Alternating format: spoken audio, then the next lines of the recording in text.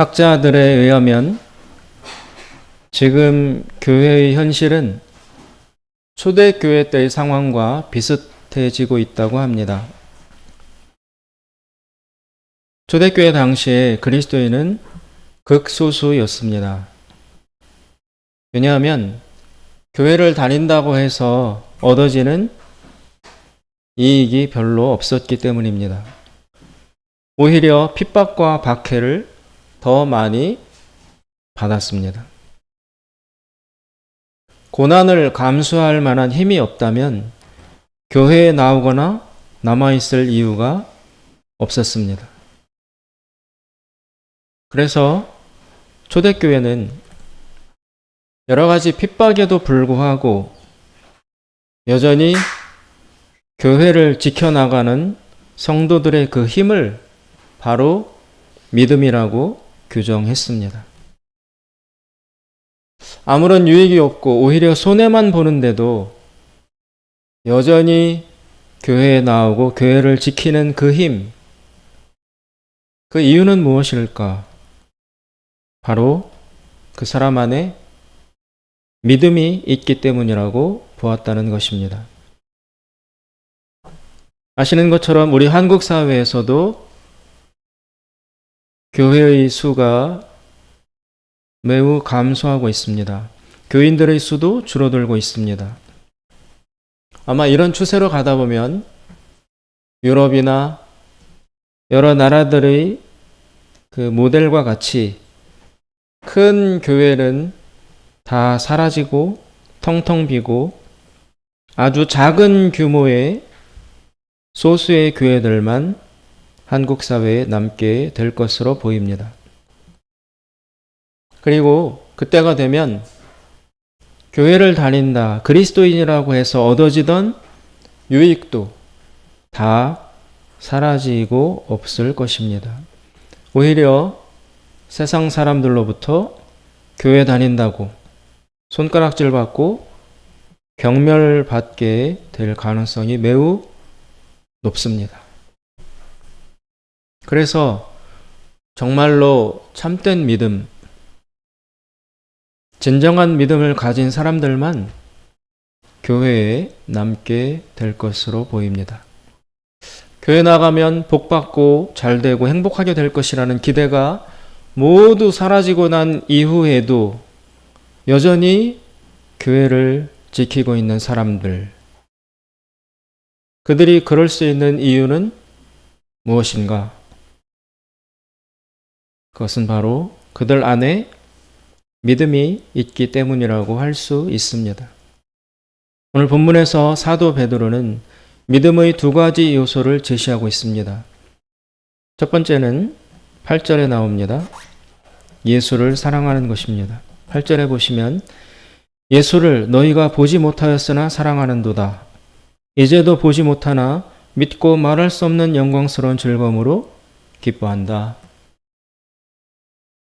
지금 베드로가 편지를 보내고 있는 당시의 그 교회, 그 성도들은 예수님을 직접 보고 만나는 체험이 있었던 사람들이 아닙니다. 베드로를 통해서 복음을 듣고 예수를 소개받아서 믿게 된 사람들이에요. 그런데 신기한 것은 이들은 예수를 직접 본 적도 없고 만난 적도 없어요. 오직 들어서 예수를 믿게 된 사람들입니다. 그런데 예수를 말할 수 없는 기쁨으로 사랑한다. 보지 못했지만 예수를 열렬히 사랑하는 자들이다. 그래서 믿음의 첫째 조건은 예수를 사랑하는 것입니다. 예수를 사랑하는 마음이 없으면 믿음을 지켜나갈 수가 없습니다. 예수를 사랑하는 마음이 있어야 핍박이 있어도 고난이 찾아와도 그 내면의 믿음을 지켜나갈 수 있습니다. 예수를 사랑하는 마음이 없으면 결국 떨어져 나가게 될 것입니다. 우리에게 찾아오는 고난은 끊임없이 이것을 시험합니다. 너희 안에 예수를 사랑하는 마음이 있느냐? 교회를 다녀도 예수를 사랑하는 마음이 없다면 씨앗이 사라지고 없는 그런 열매와 같다고 할 수 있습니다. 겉모습은 비슷하지만, 겉모습은 열매의 형태를 띠고 있지만 그 속에 씨앗이 없는 열매라면 심어도 거기에서 새 생명이 나올 수가 없습니다. 마찬가지로 교회를 다녀도, 직분을 받고 여러 가지 아름다운 일을 하여도, 그리고 스스로 믿음이 있다고 자부하여도 그 안에 씨앗에 해당하는, 코어와 엑기스에 해당하는 예수를 사랑하는 마음이 없다면 결국은 다 떨어져 나가게 될 수밖에 없습니다. 고난이 오면 이런 사람들은 결국 견디지 못하고 떨어지게 됩니다. 예수에 대한 인격적인 만남과 관계가 없거나 희박하다면 사실상 믿음을 지켜나갈 수가 없습니다. 고난이 찾아오는 이유는 바로 너희 안에 이 예수 사랑이 있느냐를 점검하기 위함이라고 베드로는 말하고 있습니다. 오늘 6절에 보시면 베드로가 이렇게 말합니다. 그러므로 너희가 이제 여러 가지 시험으로 말미암아 잠깐 근심하게 되지 않을 수 없으나 오히려 크게 기뻐하는도다. 너희 믿음의 확실함은 불로 연단하여도 없어질 금보다 더 귀하여 예수 그리스도께서 나타나실 때에 칭찬과 영광과 존귀를 얻게 할 것이니라. 예수를 너희가 보지 못하였으나 사랑하는도다. 이제도 보지 못하나 믿고 말할 수 없는 영광스러운 즐거움으로 기뻐하니. 당대 로마의 통치하에서 로마 황제를 신으로 숭배하는, 그것만을 유일한 종교로 인정하는 강압적인 분위기 속에서 황제가 신이 아니라 유대의 작은 땅에서 십자가에 달려 죽었던 예수라는 그자가 바로 참 하나님이다. 이것을 믿고 여기에 모든 것을 거는 소수의 사람들이 나타났습니다. 그래서 끊임없이 이들을 향하여 예수 신앙을 포기하라고, 황제를 신으로 섬기고 그 체계 안으로 들어오라고, 그러면 너희들에게 여러 가지 유익과 혜택이 주어질 것이라고 많은 압박이 가해져 왔습니다. 그런 핍박을 통해서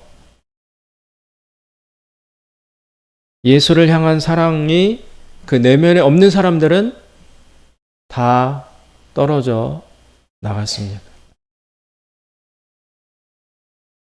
핍박 속에서 오히려 예수 믿는다는 것 때문에 고난당하고 손가락질 당하고 괴로움을 당하는, 전혀 유익될 것 없는, 기뻐할 것 없는 그런 괴로움을 겪으면서도 불구하고, 그럼에도 불구하고 여전히 교회에 남아있고 교회를 지켜가는 사람들, 그들은 그 핍박이라는 고난, 테스트를 통하여 너희 안에 오지 못했지만 예수를 말할 수 없이 사랑하고 그 예수를 절대로 부인할 수 없다고 하는 그 믿음이 너희들 속에 있구나라는 것이 증명되었다라는 것입니다. 그들에게 다가온 핍박, 고난이라는 형태의 시험을 통해서 너희 안에 예수 사랑이 있는지 확인하게 된다는 것입니다.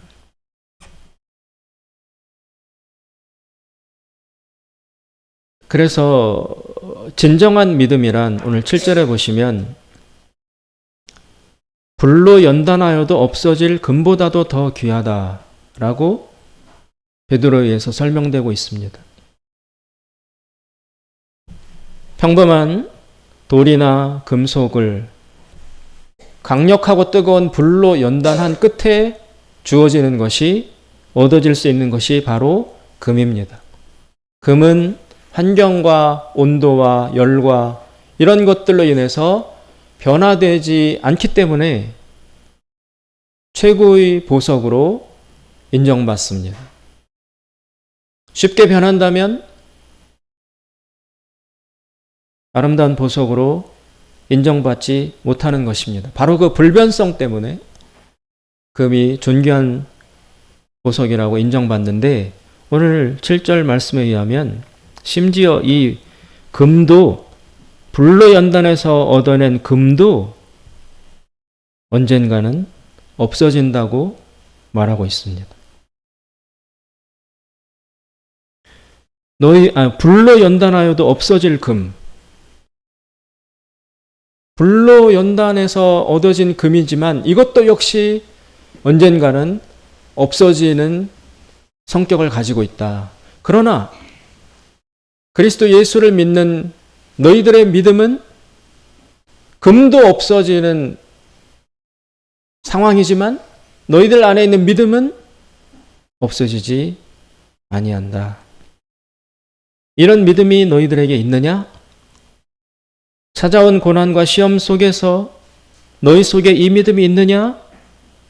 점검해 보라고 베드로는 말하고 있습니다. 두 번째 믿음의 요소, 예수를 사랑하는 것 다음으로 믿음이 갖추어야 될 두 번째 요소는 바로 소망입니다. 사실 오랜 신앙의 경륜을 가지고 있는 믿음의 선배들, 또 지혜로운 우리의 믿음의 선배들, 지도자들, 이분들은 이미 알고 있습니다. 그리고 하나님을 사랑하며 하나님 앞에 신실하게 살고자 몸부림쳐온 사람들은 어느 시점이 되면 알게 됩니다. 그것이 무엇이냐면 사실상 우리가 믿는 이 기독교는, 그리고 이 기독교의 근간이 되는 성경 말씀은 사실상 이 우리가 살고 있는 현재에 대해서는 거의 아무것도 약속해 주지 않는다라는 사실입니다. 사람들은 기대합니다. 예수 믿으면, 교회 나오면 복받고 건강하고 잘 되겠지. 그런 기대를 가지고 교회를 나오고 신앙생활을 시작합니다. 그러나 실제 현실은 그렇지 않습니다. 예수를 믿어도 고난은 여전하고 질병은 찾아오고 시련은 끊이지 않는 파도처럼 연이어서 몰려옵니다.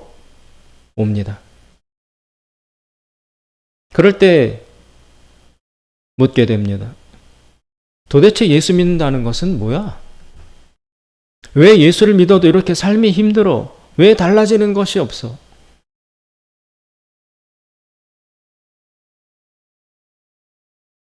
그러한 무수한 질문 끝에, 무수한 기도 끝에 비로소 알게 됩니다.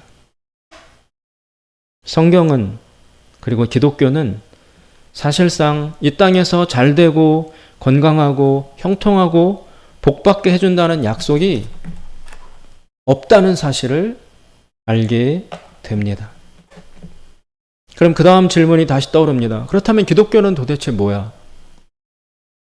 왜 믿으라고 요구하는 것인가? 믿어서 달라지거나 얻어지는 것이 뭐가 있길래 믿어야 하느냐라고 묻게 됩니다. 과연 기독교가, 성경이, 그리고 우리가 믿는 하나님이 아무런 약속도 해주지 않는가? 그렇지는 않습니다. 하나님은, 성경은, 참된 기독교는 분명히 약속을 제시합니다. 구원을 보장합니다. 그러나 참된 기독교는, 그리고 이 성경 말씀은 모든 약속을, 모든 구원을 미래로 미루어 놓습니다. 기독교가 약속하는 모든 구원에 좋은 것은 다 이 땅 지금 여기에서 주어지는 것이 아니라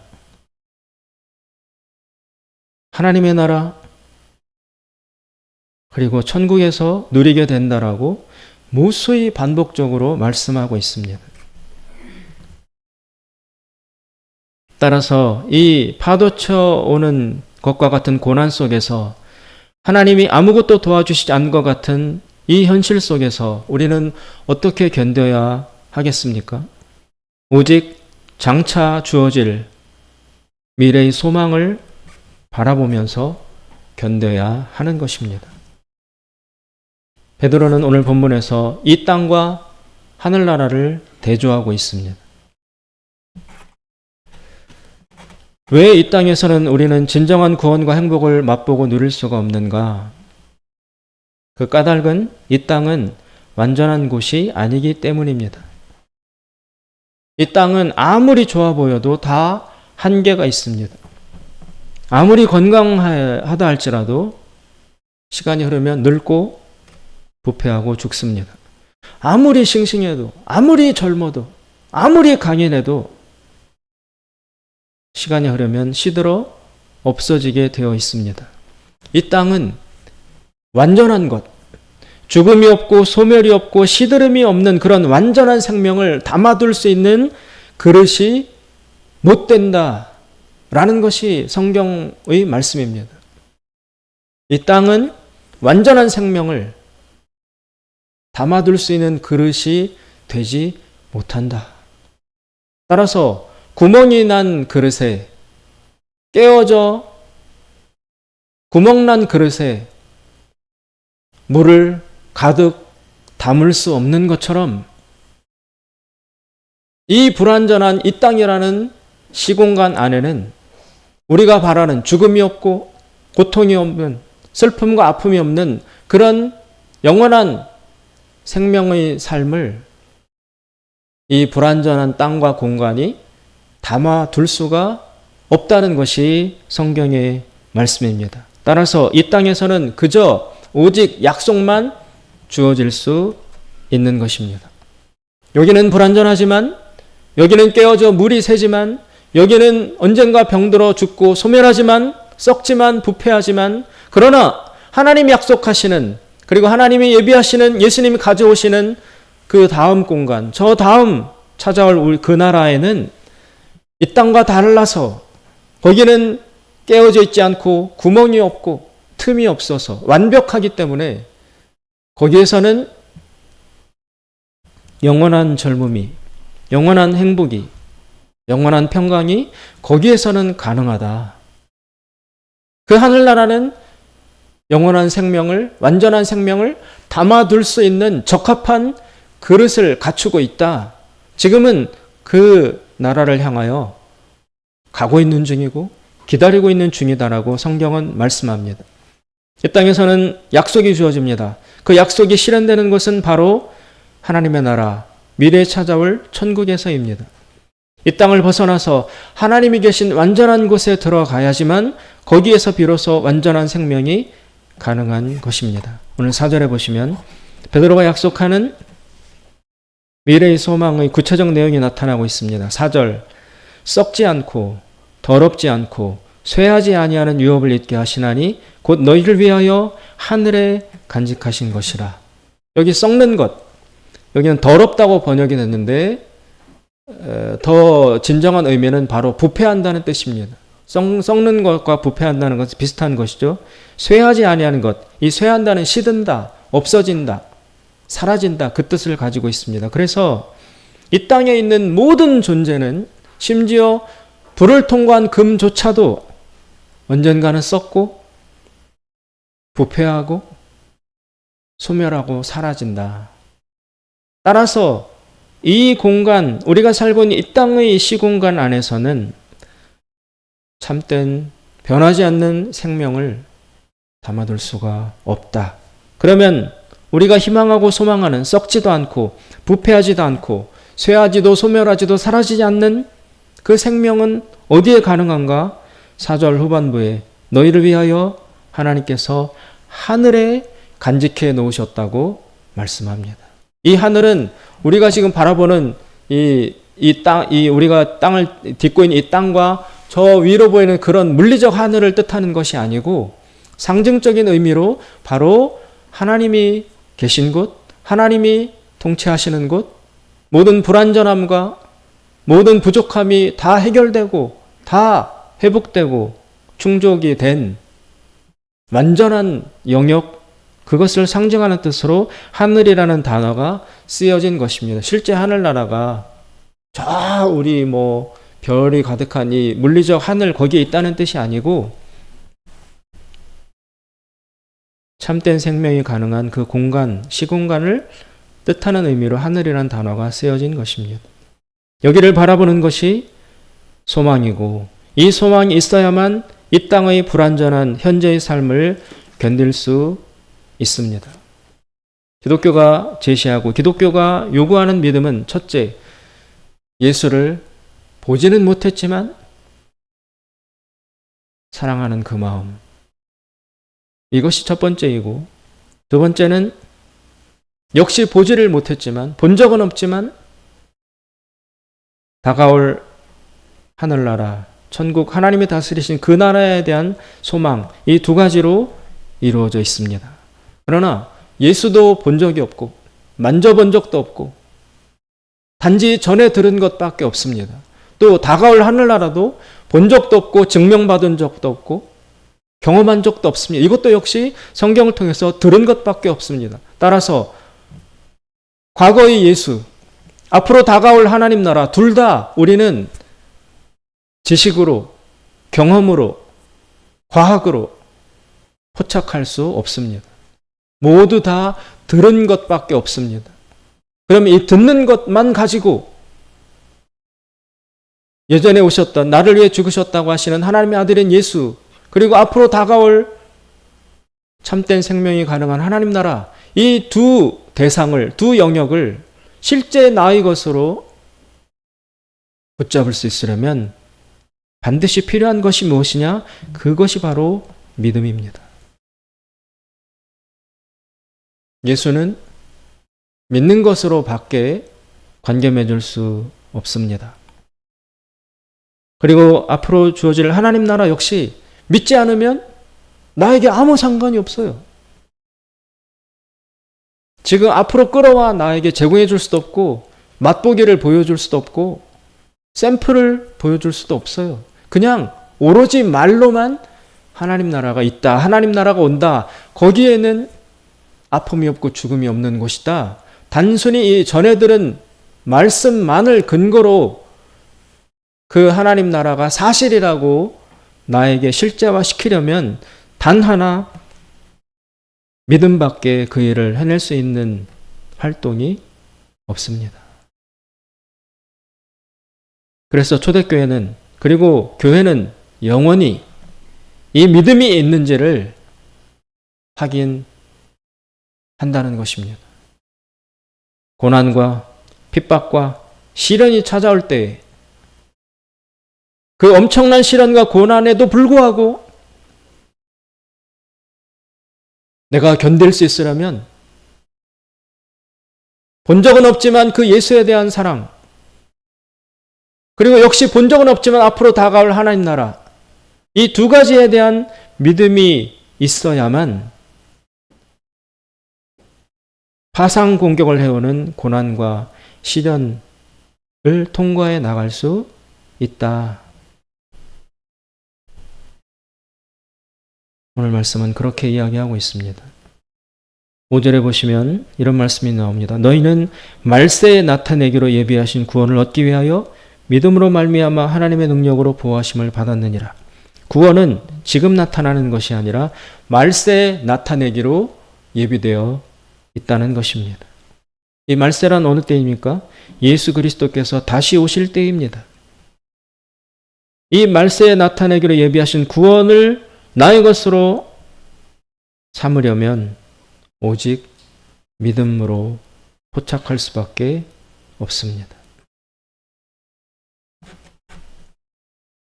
지금의 삶은 매우 어렵고 가난하고 눈물나고 슬픔과 고통으로 채워져 있지만, 그러나 반드시 이 모든 슬픔과 아픔이 다 사라지고 극복된 완전한 세상, 그 하나님 나라가 올 것이고 오고 있다는 이 소망에 이끌려야만 우리는 지금의 어려운 현실을 살아갈 수 있고 견뎌낼 수 있습니다.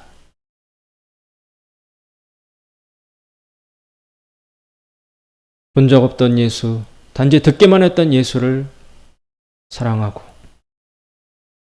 그리고 단지 전에 듣기만 했던 미래의 하나님에 대한, 하나님 나라에 대한 소망을 가지고 이 두 가지 기초 위에 나의 믿음을 세우고 우리에게 주어진 이 삶의 경주 앞에서, 시련과 환난 앞에서, 고난 앞에서 우리의 자리를 지켜낼 수 있는 믿음으로 충만해지시기를 주님의 이름으로 축원드립니다. 기도하겠습니다. 자비로우신 하나님 아버지,